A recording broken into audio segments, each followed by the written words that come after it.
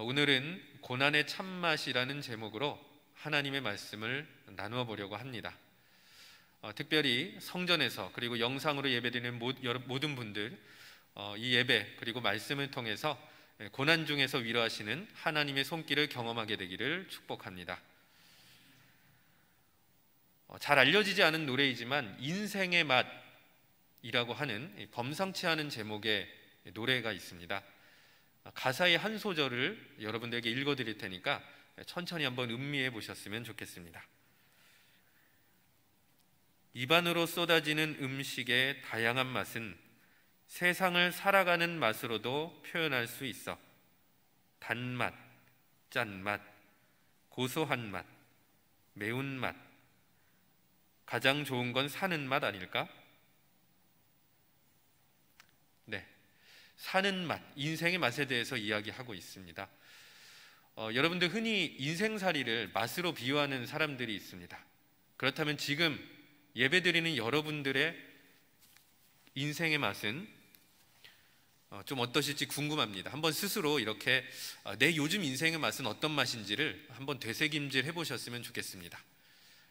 그런데 잘 아시는 것처럼 우리가 굉장히 지금 힘든 시기를 지나오고 있기 때문에 아마도 여기 있는 많은 분들이 단맛을 이야기하기보다는 왠지 모르게 씁쓸한 맛을 떠올릴 수도 있을 것 같습니다. 만약에 여러분들이 인생에서 쓴맛만 지금 느끼고 있으시다면 오늘 바울의 편지에 마음과 귀를 한번 기울여 보셨으면 좋겠습니다. 오늘 본문 3절 말씀, 즉 오늘 본문의 시작의 말씀은 이렇게 시작을 하고 있습니다. 찬송하리로다. 네, 그리고 마지막 구절인 11절은 이렇게 마무리가 되고 있습니다. 감사하게 하려 함이라. 자, 그러니까 시작은 찬송이고 마무리는 감사입니다. 찬송으로 시작해서 감사로 마무리를 하고 있습니다. 자, 그렇다면 통상적으로 우리는 언제 하나님 앞에 감사하고 언제 하나님 앞에 찬송을 할 수가 있겠습니까? 대체적으로는 인생에서 뭔가 즐겁고 신나고 아주 좋은 일들이 일어날 때 사실 그렇게 되면 절로 우리는 입으로 할렐루야를 고백하고 아멘을 고백하고 절로 사실 내 마음이 그냥 아주 자연스럽게 감사의 기도를 하나님께 올려드리는 것이 보통의 반응일 것입니다. 자, 그런데 오늘 우리가 본문을 읽어보셔서 아시겠지만 지금 사도 바울이 찬송을 말하고 감사로 마무리를 하는 그 중간에 있는 내용이 심상치가 않다라고 하는 것이죠. 다시 얘기해서 좋은 일이 있어서 찬송하고 감사하는 것이 절대로 아니라 이것을 우리가 기억해야 될 것입니다. 오히려 바울 같은 경우는 고난과 환난 중에 고난을 겪고 환난을 겪어가는 중에서 하나님께 찬송하고 감사를 올리고 있다. 이것이 본문의 전체적인 배경이 되겠습니다. 자, 그럼 얼마나 극심한 환난인가 고난인가 이건 조금 더 이따가 살펴보겠지만 일단 기본적으로 환난이라고 하는 단어가 본문에서 4번이나 쓰이고 있고요. 그 다음에 고난이라는 단어는 역시 4번이나 쓰이고 있습니다. 그러니까 사실 비중으로 따지면 굉장히 많은 것이죠. 지금 편지를 쓰고 있는 바울의 상황은 녹록치 않은 것입니다. 지금 당장 본인의 일신이 어떻게 될지 모르는 아주 위험천만한 상황에서 고린도 교인들에게 편지를 보내고 있다고 해도 과언이 아닐 것입니다. 자, 그런 상황에서 하나님을 찬송하고 감사하고 있다라는 것 자체는 분명히 바울이 고난과 환난 중에 하나님의 은혜를 경험하고 있다, 이렇게 우리는 자연스럽게 추론해 볼 수가 있을 것입니다. 본격적인 내용에 넘어가기에 앞서서요, 우리가 고난과 인생의 관계를 떠올려 볼 수 있는 몇 가지 단어를 한번 찬찬히 살펴보았으면 좋겠는데 이런 것들이 있을 것입니다. 고난, 고통, 고뇌, 고생. 공통점이 있죠? 앞글자가 똑같습니다. 한자어이긴 한데요, 괴로울 고, 쓸 고, 이런 뜻을 담고 있는 고자라고 하는 단어가 공통적으로 들어가 있습니다. 그런데 여러분들 혹시 이 단어가 어떤 유래로 생겼는지를 들어보신 적이 있는지 모르겠습니다. 크게는 이제 윗변과 아랫변 글자로 나누어져 있는데요, 아랫변은 그냥 음을 따온 글자입니다. 옛고자가 이제 밑에 있고요. 그러니까 윗변이 굉장히 독특합니다. 풀초자입니다. 그러니까 풀초자랑 옛고자가 합쳐져서 괴로울 고자가 된 건데요, 자, 그러면 이것은 사실은 이제 어떤 유래가 있냐면요, 여러분들 지나가다가 땅에서 자란 아무 풀이나 이렇게 딱 뜯어가지고 잘근잘근 씹으면은 달콤한 맛이 날까요? 씁쓸하겠죠? 네, 바로 그것을 바로 그러한 모습들을 이렇게 연상시켜서 이렇게 관찰해서 만든 따온 글자라고 이렇게 이야기를 합니다. 그러니까 이 옛꽃자를 넣어서 인생을 설명하면은 아주 자연스럽게 이런 결론에 도달할 수가 있죠. 인생은 쓴맛이구나. 이렇게 인생에 대해서 설명을 해볼 수가 있는 것입니다. 씁쓸한 풀맛과도 같다라고 하는 거죠. 괴롭고 고달프고 그냥 어쩔 수 없이 견뎌야만 하는 그런 어떤 쓰디쓴 맛을 인생이 품고 있다, 이런 의미를 담고 있을 것입니다.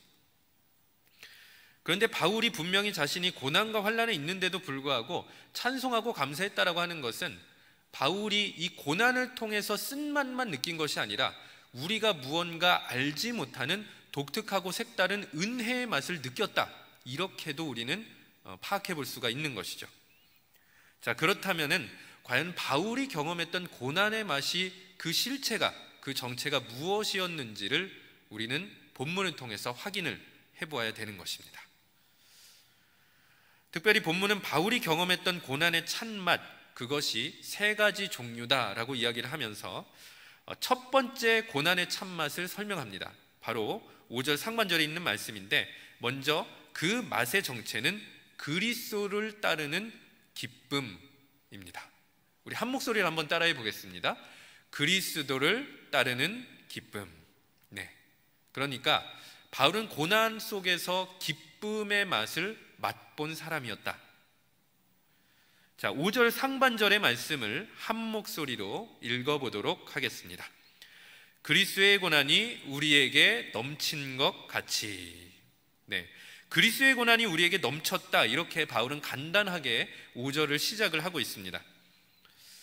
자, 그러니까 우리라고 했기 때문에 바울 포함해서 바울과 함께 동역하고 있는 바울의 동역자들을 포함해서 이 사람들에게 지금 고난이 넘쳐 흐르고 있는 상황이다, 이렇게 볼 수가 있는데, 그런데 우리가 사실 이 단어에서 굉장히 좀 주목해야 되는 것은 바울이 그냥 고난이라고 하지 않았다라고 하는 것이죠. 그냥 고난이 아닙니다. 정확히 무엇이라고 되어 있냐면 그리스도의 고난, 이렇게 되어 있습니다. 그냥 고난하고 그리스도의 고난은 차이가 있습니다. 그리스도의 고난은 어떤 뜻이냐면, 여러분들이 그리스도를 진심으로 따를 때 아주 자연스럽게 그리고 필연적으로 뒤따르게 되는 고난을 말하는 것입니다. 자, 이것을 여러분들이 마음속에 꼭 기억해 주셨으면 좋겠습니다. 그리스도를 따르는 길에서 우리가 필연적으로 겪어야만 하는 고난이 그리스도의 고난이다라고 하는 것이죠.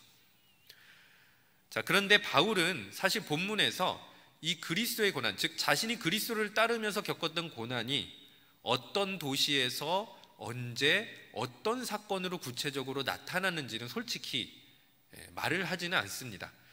다만 8절 말씀을 통해서 그 고난의 사건이 일어났던 장소가 아시아에 있는 어느 지역에서 그 고난을 경험했을 것이다라고 그냥 추정만 할 수 있을 뿐이죠. 자, 그런데 학자들이 연구를 거듭해서 몇 가지 좀 후보군을 이렇게 좀 제시를 하고 있는데요, 그 중에서 대표적인 후보가 사도행전 19장에 나와 있는 내용이 되겠습니다. 19장의 무대는 아시아 속주에 있었던 에베소라고 하는 도시고요, 우리가 흔히 에베소서의 그 에베소라고 할 수가 있습니다. 그렇다면 과연 사도행전 19장 에베소에서 무슨 일이 있었나, 사도 바울이 어떤 고난과 환난을 당한 것인가, 19장의 내용이 굉장히 길기 때문에 그냥 구두로만 여러분들에게 설명을 좀 드리도록 하겠습니다. 에베소에 들어갔던 바울과 동역자들이 복음을 열심히 전했습니다. 그리고 효과가 있었습니다. 에베소 시민들이 회심하고 예수를 받아들이기 시작했습니다. 자, 그리고 나서 그들에게 한 가지 변화가 일어났는데요, 지금까지는 우상을 섬겼는데 예수를 믿기 시작한 다음부터 신전에 가지 않고 우상 숭배를 하지 않았던 것이고, 그리고 거기서 더 나아가서 우상과 관련된 물건들을 집에서 재해버리기 시작했던 것 같습니다. 자, 그래서 문제가 발생했습니다. 무언가 사회가 좋은 변화가 일어나면요, 사실 반대쪽에선 손해보는 사람이 생길 수도 있습니다. 자, 사도 바울이 복음을 전했고 에베소 시민들이 회심을 했습니다. 손해보는 사람이 생겼습니다. 그 대표적인 부류 중에 하나가 누구였냐면 이 19장 본문에서는 은세공업자였던 데메드리오라고 하는 사람을 대표적으로 거론합니다. 자, 이 사람은 어떤 사람이냐면 귀금속, 특별히 은을 가공을 해가지고 뭐 우상의 조각을 이렇게 만드는, 조형물을 만드는 사람이다라고 생각해 보면 되겠습니다. 자, 그런데 에베소 시민들이 회심을 하고 예수를 믿기 시작하면서 당장에 먹고 살 거리가 없어지고 손해를 봤던 것이죠. 자, 그래서 소위 얘기해서 뿔이 났던 것입니다. 상황이 호전될 기미가 보이지 않자 동료들을 선동하고, 그리고 더 나아가서 에베소 시민들을 선동해서 마치 이렇게 도시에서 시위를 하듯이 바울 그리고 이 온 사람들, 예수를 전하는 사람들을 다 잡아야 된다, 죽여야 된다, 체포해야 된다, 옥에 가둬야 된다, 이렇게 도시가 들썩들썩 했던 것이죠. 천만다행인 것은 이 도시를 통치하는 지도자급 중에서 서기장이 있었는데, 이 서기장이 시민들을 잘 설득해서 바울이 체포당하고 죽임을 당할 위기에서 놓였다, 이렇게 사도행전 19장이 마무리가 됩니다. 자, 그렇다면 여기서 우리가 한번 좀 질문을 던져볼 필요가 있습니다. 바울이 고난을 받았던 근본적인 이유죠. 자, 질문을 던져보겠습니다. 바울은 데메드리오 때문에 고난을 받은 것입니까? 아니면 데메드리오가 선동한 동료들이나 시민들 때문에 고난을 받은 것입니까? 그것도 아니면 바울이 복음을 전했기 때문에 고난을 받은 것입니까? 세 번째입니다. 사람 때문이 아니었습니다. 하나님의 뜻 때문에, 복음을 전했기 때문에 바울은 고난을 받은 것이었습니다. 자, 그러니까 바울은 그리스도를 따랐고 사명에 충성했기 때문에 그 결과로 고난이 뒤따랐다, 이렇게 결론을 내릴 수가 있는 것인데, 바로 그러한 위태로운 상황 가운데서도 바울은 사역을 멈추지 않고 기쁜 마음으로 사명을 감당하고 있었습니다. 왜 우리가 고난을 인생의 쓴맛, 쓰디쓰다, 괴롭다, 이렇게밖에 말할 수가 없을까요? 어쩌면 우리는 바울처럼 그리스도를 따르는 고난, 그것과는 무관하게 그냥 아무런 상관이 없이 그냥 내 삶이 괴로운 고생으로만 끝나고 있기 때문일 수도 있습니다. 가령 이런 것이죠. 나 자신이 게으르거나 부족하거나 연약하거나 아니면 고생했던 그 모든 시절들을 그냥 뭉뚱그려서 나는 고난받은 사람이다 라고 이야기를 하는 걸 수도 있다는 것이죠. 그러나 여러분들, 오늘 본문의 말씀을 통해서 우리는 정확하게 고난이 무엇이고 고생이 무엇인지를 구분할 수 있어야 되는 것입니다. 어떤 목사님께서 고생과 고난의 차이점을 이렇게 설명한 적이 있었습니다. 제가 읽어드릴 테니까 한번 음미해 보시기 바랍니다. 고생은 궁핍이나 가난 때문에 당하는 힘든 일이고, 고난은 주를 위해 일부러 택한 길에서 당하는 힘든 일이다. 고생은 타락한 인간들이 당연히 감내할 수밖에 없는 죄값이고, 고난은 주를 위해 자원하여 헌신하는 사람에게 오는 일이다. 고생은 사람들이 사서 하는 것이고, 고난은 주를 위한 연단이며 훈련 과정이다. 그리고 여기에 저는 네 번째를 덧붙여 보고 싶습니다. 바로 고생과 고난의 차이점은 하나님을 향한 반응이 완전히 갈라질 수가 있다고 하는 것입니다. 고생하는 사람은 사실 그렇지 않을 수도 있지만 대부분의 경우는 이런 것 같습니다. 내가 고생하는 그 이유를 하나님 안에서 발견하지 못하면 계속해서 이 고생스러운 상황을 불평하고 원망하지요. 하나님, 왜 이런 일이 나에게 일어나는 것입니까?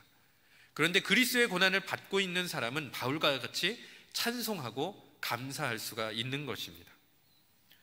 자, 그렇기 때문에 오늘 바울은 이 그리스도의 고난을 나 자신이 그리고 우리 동료들이 그리스도를 제대로 따르고 있구나라고 하는 일종의 증거와 훈장으로 볼 수 있었던 것이죠. 그렇기 때문에 바울에게 고난이라고 하는 것은 찬송의 이유였고 감사의 이유였던 것입니다. 다시 얘기해서 이런 것입니다. 바울은 고생한 사람이 아니었습니다. 그리스도의 고난을 받은 사람이었던 것입니다. 사실 본인이 그리스도의 고난, 즉 그리스도를 따르는 사람이라고 하는 것, 그리고 그 결과로 고난을 받지만 그 고난을 넉넉히 이기고 감당하고 있다라고 하는 것은요, 바울의 편지에서 여러 차례 강조가 되고 있습니다. 그 중에서 한 서신이 골로새서입니다. 바울이 감옥에 갇혔을 때 기록이 되었습니다. 골로새서 1장 24절을 보면은요, 바울이 사역과 고난과 기쁨의 상관관계가 어떠한지를 정확하게 기록하고 있습니다. 골로새서 1장 24절 세 번역 말씀 제가 여러분들에게 읽어드리겠습니다. 이제 나는 여러분을 위하여 고난을 받는 것을 기쁘게 여기고 있으며 그리스도의 남은 고난을 그분의 몸 곧 교회를 위하여 내 육신으로 채워가고 있습니다. 자, 먼저 후반절 말씀을 보면은요, 그리스도의 남은 고난을 교회를 위해서 자신의 육신으로 채워가고 있다라고 말하는데, 그렇다면 이 말은 어떤 뜻이 있냐면 결국 바울의 사역이라고 하는 것은 그리스도의 남은 고난을 자신의 몸으로, 육신으로, 자신의 삶으로 살아내는 것이다, 이렇게 정리를 해볼 수가 있을 것입니다. 그런데 한편으로는 그렇게 그리스도를 위해서 고난을 받는 것이 그리스도를 따르는 증거이기도 하면서 동시에 바울이 강조하는 것처럼 여러분을 위하여, 그리고 후반절에 그분의 몸 곧 교회를 위하여. 자, 그러니까 바울이 고난을 받는 것, 그리스도를 따르면서 고난을 받는 것은 누구를 위한 것이냐면은 교회를 위한 것이고 성도를 위한 것이다, 이렇게 정리를 해볼 수가 있는 것이죠. 자, 그랬기 때문에 바울은 고난받는 것에 대해서 두려워하거나 주저하지 않았던 것입니다. 도리어 기뻐했던 것이죠. 자, 그러니까 이런 것입니다. 정리를 해보면요, 그리스도를 따르는 일, 즉 그리스도를 위해서 사역을 감당하는 그 분량이 커지는 만큼 고난도 사실 비례해서 커지는 것이죠. 그런데 고난이 비례해서 커지는 만큼 바울은 기쁨 또한 커진다, 이렇게 이야기를 하고 있는 것입니다. 자, 본문의 증거를 제가 말씀을 드렸기 때문에 이번엔 역사적 증거를 말씀드려 보도록 하겠습니다. 2세기 무렵에 기록된 기독교 문헌 중에 디오그네투스에게 보내는 편지라는 것이 있습니다. 디오그네투스라고 하는 사람한테 왜 기독교 신앙을 가져야 되는지, 유대교나 이방 종교랑 기독교가 무엇이 다른지를 설명하고 있는 바로 그런 편지가 되겠습니다. 그런데 그 편지에는 당시 2세기의 기독교인들이 어떤 식으로 살았는지를 구체적으로 묘사하고 있는데요, 그 내용 중에 박해와 고난 속에서도 그리스도를 이렇게 따랐습니다 라고 하는 내용이 담겨져 있습니다. 제가 이 부분을 요약해서 읽어드릴 텐데 한번 마음속으로 음미해 보셨으면 좋겠습니다.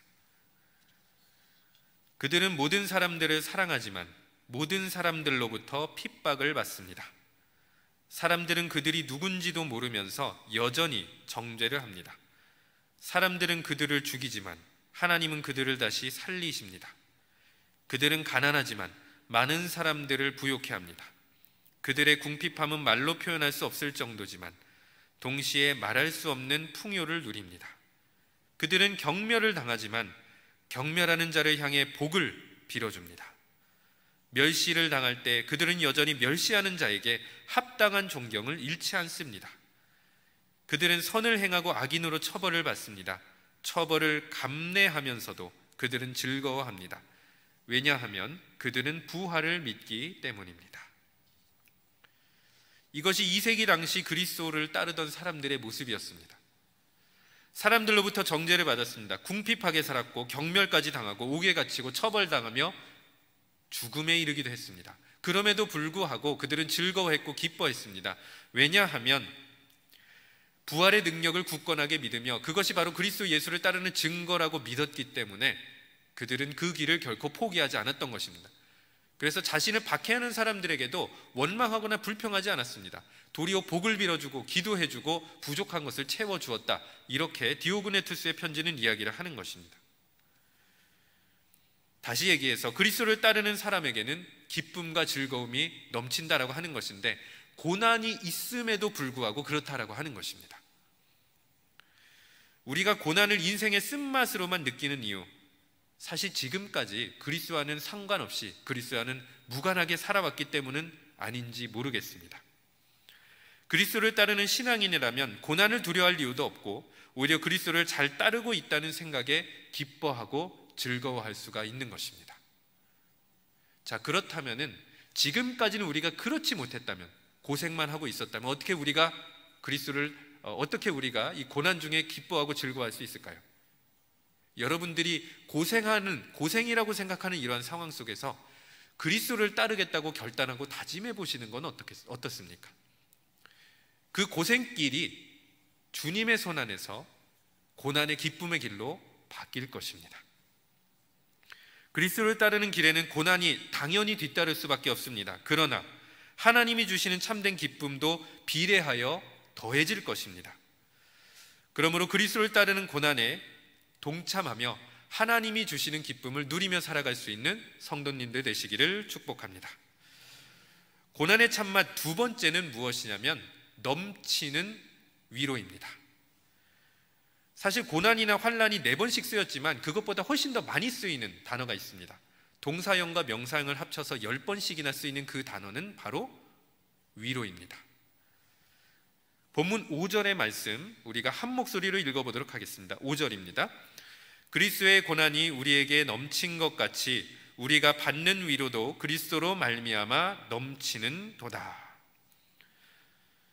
자, 바울은 방금 고난에 비례해서 기쁨이 넘친다고 얘기했는데 여기서 또다시 비례하는 요소가 하나 있는데 그것은 무엇이냐면 위로가 되겠습니다. 다시 얘기해서 그리스도를 따를 때 비례해서 고난이 커지지만 거기에 비례해서 기쁨이 넘치고 거기에 비례해서 위로도 넘치는 것이다. 바울은 이렇게 분명하게 증언을 하고 있습니다. 사실 바울이 이와 같이 고백할 수 있는 근거가 본문 초반부에 나옵니다. 3절과 4절의 말씀은 눈으로 확인해 보면 바울이 하나님을 고백하는데 위로의 하나님이시다, 그리고 모든 환난 중에서 위로하는 분이시다, 이렇게 증언을 하고 있습니다. 자, 그러니까 바울이 고난을 견뎌낼 수 있었던 근원적인 힘이 어디에 있었냐면은 고난 중에 있지만 하나님이 위로해 주시는 거죠. 하나님의 그 위로를 받고 고난을 견디어 나갈 수가 있었던 것입니다. 여러분들도 잘 아시는 것처럼요, 고난 중에 있는 사람한테 제일 필요한 것은 위로입니다. 위로만큼 달콤한 것은 없습니다. 바울은 분명히 그 사실을 이야기를 하는데 오늘 본문은 거기서 더 나아가서요, 바울 자신이 고난 중에 위로받은 것만 이야기하는 것이 아니라 그런 위로가 어떻게 주변 사람들에게 선한 영향력을 끼쳤는지까지도 이야기를 하고 있는 것입니다. 좀 정리해서 말씀을 드리면 이렇습니다. 하나님께서 내려주시는 풍성한 위로가 바울과 동역자들에게만 위로가 된 것이 아니라 그 주변에 있는 다른 많은 고난받는 사람들, 특별히는 고린도 교인들에게 위로와 격려와 힘이 되었다라고 하는 것입니다.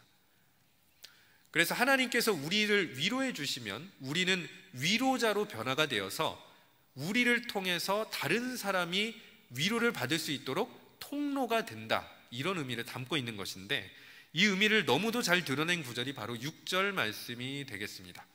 6절 말씀을 제가 여러분들에게 읽어드리겠습니다. 우리가 환난당하는 것도 너희가 위로와 구원을 받게 하려는 것이요 우리가 위로를 받는 것도 너희가 위로를 받게 하려는 것이니 이 위로가 너희 속에 역사하여 우리가 받는 것 같은 고난을 너희도 견디게 하느니라. 자, 그러니까 바울이 환난을 통해서 하나님의 위로를 받게 됐는데 본인만 위안을 얻고 좋아했던 것이 아니라 이렇게 환난받고 거기에 더해서 위로가 찾아오게 되면 이것 때문에 이렇게 위로받는 나를 바라보고 고린도 교인 너희들도 위로를 얻고 힘을 얻고 너희들이 겪고 있는 고난을 견딜 수 있는 힘을 그 바로 내 안에 역사하신 그 하나님의 위로 안에서 발견해낼 수 있을 거다, 이렇게 이야기를 하는 것이죠. 자, 그렇기 때문에 바울과 고린도 교인들이 지금 무엇으로 서로 연결이 되어 있냐면 첫 번째는 고난이라는 요소로 연결이 되어 있고요, 두 번째는 고난에 비례해서 역사하는 하나님의 위로라는 것으로 서로 연결이 되어 있는 상황입니다. 고린도후서 7장 6절에서 7절 말씀을 보면은요, 실제로 바울과 고린도 교회 사이에 그 위로가 어떤 식으로 연결되고 작용되었는지를 설명하고 있는데 이것도 역시 제가 여러분들에게 읽어드리도록 하겠습니다. 그러나 낙심한 자들을 위로하시는 하나님이 디도가 오므로 우리를 위로하셨으니 그가 온 것뿐 아니요 오직 그가 너희에게서 받은 그 위로로 위로하고 너희의 사모함과 애통함과 나를 위하여 열심히 있는 것을 우리에게 보고함으로 나를 더욱 기쁘게 하였느니라. 자, 바울이 현재 위치는 마게도냐로 추정이 됩니다. 그리고 고린도와는 떨어져 있는, 자, 그래서 바울은 마게도냐에서 복음을 전하고 있고 고린도 교회는 당연히 고린도 지역에서 계속해서 생활을 꾸려가고 있는데 둘 다 서로 박해와 고난을 받고 있는 상황이었던 것입니다. 자, 이런 상황에서 바울이 소식이 너무 궁금해진 거죠. 고린도 교회가 잘 지내고 있을까? 교인들이 낙심하고 있진 않을까? 잘 지내고 있을지 궁금해가지고 디도라는 사람을 통해서 소식을 듣고 오라고 명했던 것이죠. 자, 그렇게 해서 디도가 고린도 교회에 갔는데 디도가 거기서 그 고린도 교인을 통해서 위로를 받고 돌아와서 상세하게 바울에게 이렇게 지내더라, 이렇게 맞이해 주더라 라고 보고를 한 것입니다. 그리고 그 이야기를 듣고 바울도 안심하고 위로를 받고 기뻐하더라, 이런 내용이 개략적으로 담겨 있는 것인데, 특별히 여기서 우리가 주목해야 될 것은 후반절의 내용이 되겠습니다. 여러분들이 성경을 읽어보시면 아시겠지만 고린도 교회가 좀 말썽꾼들이 많았잖아요. 뭐 이제 분파도 있었고 말 안 되는 사람도 있었고 거짓 교사도 많았는데, 이런 상황에서 바울을 또 오해했던 또 고린도 교인들도 있었고, 근데 이런 상황에서 지금 무엇이라고 이야기를 하냐면 너희의 사모함과 애통함과 나를 위해서 열심을 내고 있다, 이렇게 이야기를 하는 것입니다. 디도의 보고가 그려 있습니다.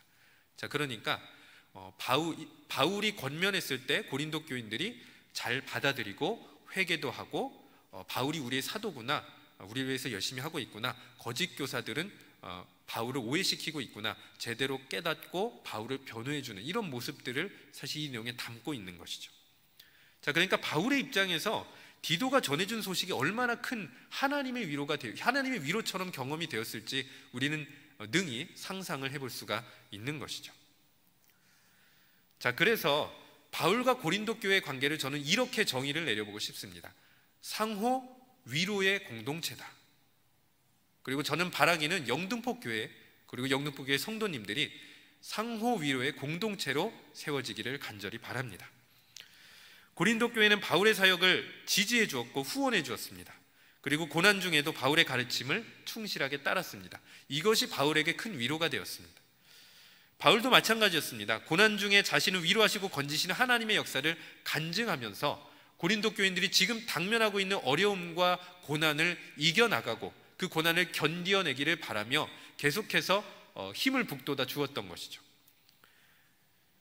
자, 이처럼 바울과 고린도 교회는 상호 위로하며 함께 세워져 가고 함께 고난을 견디어 나갈 수 있었던 견고한 공동체였던 것입니다.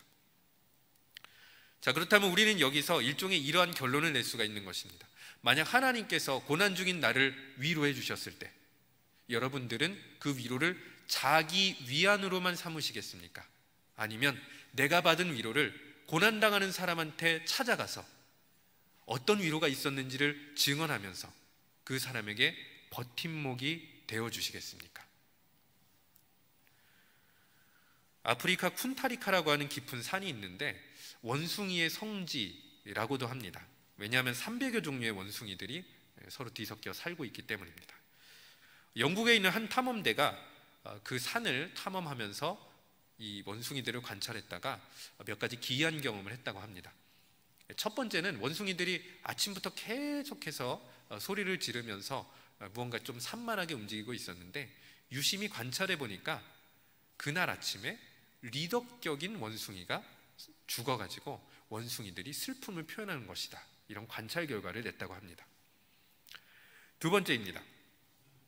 관찰을 하다 보니까 부부로 보이는 원숭이가 서로 이렇게 얼굴을 쓰다듬어주고 있었는데 자세히 보니까 눈물을 이렇게 닦아주고 있었던 것이었습니다.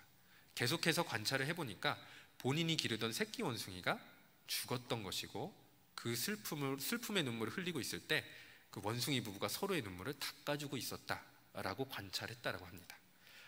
마지막 세 번째입니다. 원숭이 한 마리가 구렁이에 완전히 제압을 당해서 이제 숨이 넘어가기 직전이었습니다. 다른 많은 원숭이들이 손에 작은 돌멩이를 던지면서까지 구하려고 했지만 결국 그 잡힌 원숭이는 죽어버리고 말았습니다. 그 다음에 많은 원숭이들이 나무에 매달린 채로 고함을 지르기 시작했는데 역시 이건 역시 상실감을 표현하는 것이다, 이렇게 연구 결과가 나왔다라고 합니다. 한낱 원숭이도 슬픔과 위로를 나눌 수 있다면 하나님의 형상으로 지음받은 우리가 못할 일이 무엇이 있겠습니까? 우리는 능히 고난 중에 하나님의 위로를 경험할 수 있는 것이고 그것을 자기 위안으로만 삼을 뿐 아니라 더 나아가서 주변에 있는 고난받는 사람들의 버팀목이 되어주고 내가 경험한 하나님의 위로를 증언해 줄 수가 있는 것입니다. 지금까지 우리가 고난에서 쓰디쓴 맛만 느껴왔던 것은 어쩌면 우리가 내게 역사하신 하나님의 위로를 내 안에만 가두어두고 있어서는 아니었을까요? 바라기는 하나님의 위로를 고난당하는 사람을 위해 흘려보낼 수 있는 성도님들 되시기를 축복합니다. 마지막으로 고난의 참맛은 하나님의 건지시는 은혜입니다. 바울은 아시아에서 당한 환란이 굉장히 괴롭고 힘든 시간이었다는 것을 8절과 9절 말씀에서 이야기를 하고 있는데요, 우리 8절과 9절의 말씀 제가 여러분들에게 읽어드리도록 하겠습니다. 형제들아, 우리가 아시아에서 당한 환란을 너희가 모르기를 원하지 아니하노니 힘에 겹도록 심한 고난을 당하여 살 소망까지 끊어지고 우리는 우리 자신이 사형 선고를 받은 줄 알았으니. 자, 바울은 자신이 받은 고난에 대해서 힘에 겹도록 심한 고난이다 이렇게 이야기를 하고 있습니다. 자, 이 이야기는 결국 어떤 이야기냐면 자기 스스로의 힘으로 절대로 벗어날 수 없는 매우 힘든 상황이다, 이런 뜻을 담고 있는 것이죠.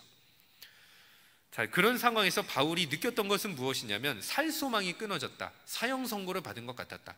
자, 그러니까 이 고난이 얼마나 심각했냐면요, 한 발짝만 더 나아가면 죽을 정도로, 목숨이 끊어질 정도로 아주 위태로운 상황이었다는 것을 본문은 이야기를 하는 것입니다.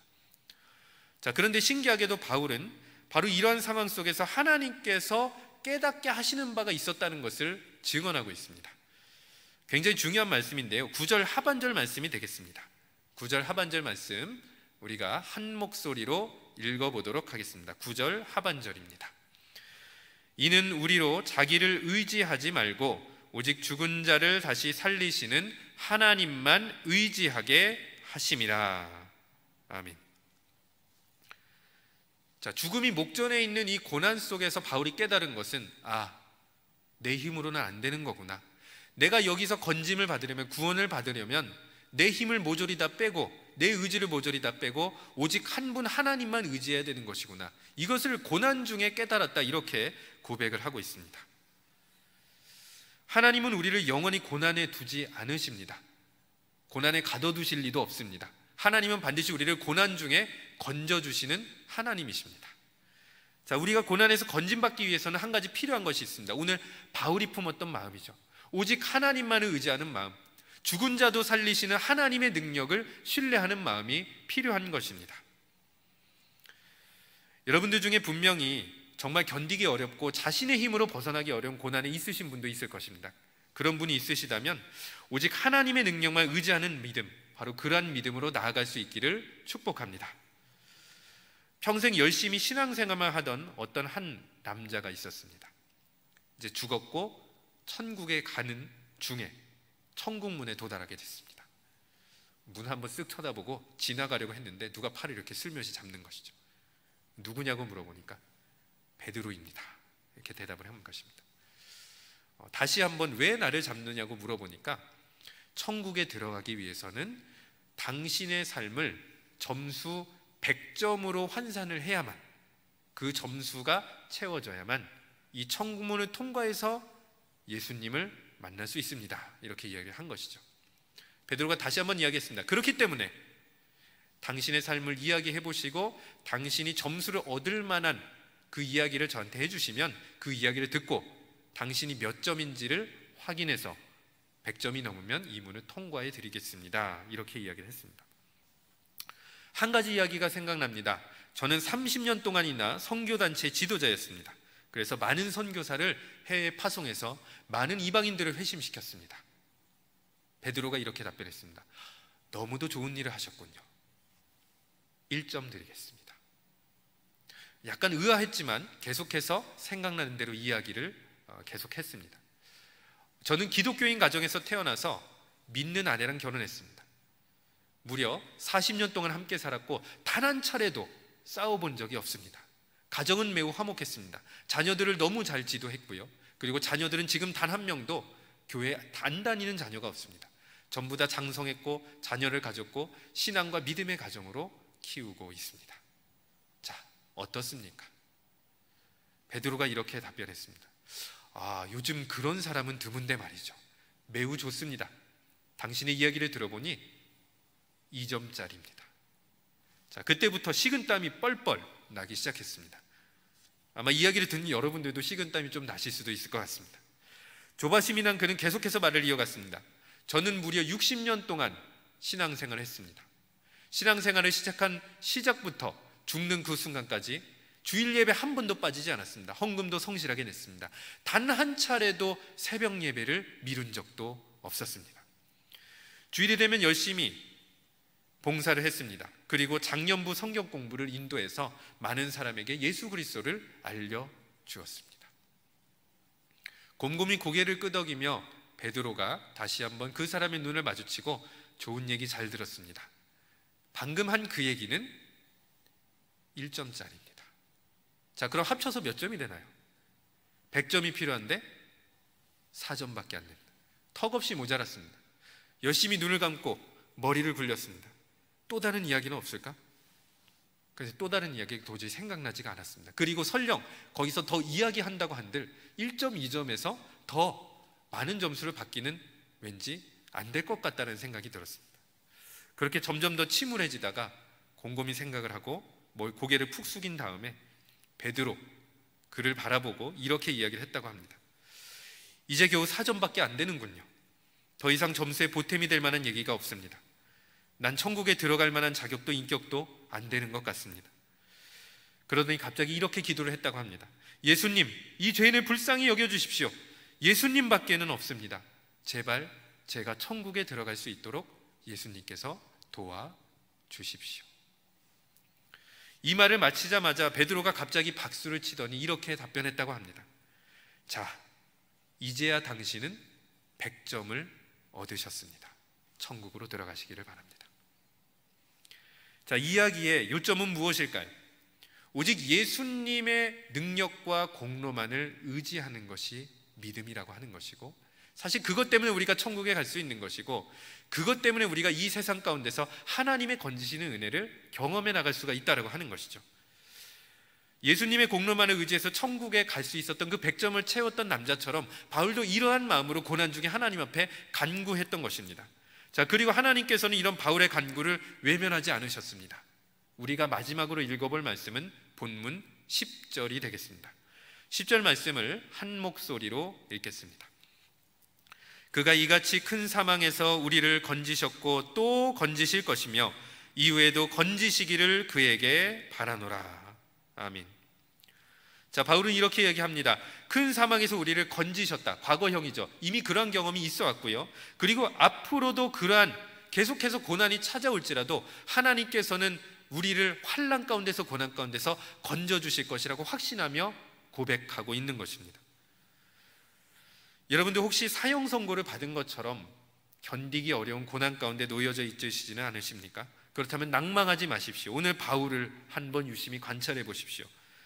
지금까지 여러분들을 고난에서 건져주셨던 하나님께서 다시 한번 여러분들을 고난 가운데 건져주실 줄로 믿습니다. 말씀을 정리하겠습니다. 그리스도인은 고생이 아니라 고난에 동참하도록, 그리스도를 따르는 그 일에 뒤따르는 고난에 동참하도록 부름을 받았습니다. 고난은 그리스도를 따르는 사람에게 주어지는 특권입니다. 그래서 고난으로 끝나지 않습니다. 고난에 비례하는 은혜가 풍성하게 주어지는 것입니다. 그리스도의 고난을 채우는 사람에게는 쓴맛이 아니라 그 고난 속에서 은혜의 맛을 경험해 볼 수가 있습니다. 본문은 고난의 참맛 세 가지를 증언하고 있습니다. 첫 번째 참맛은 그리스도를 따르는 기쁨이 되겠습니다. 그리고 두 번째 참맛은 넘치는 위로입니다. 세 번째 참맛은 건지시는 은혜입니다.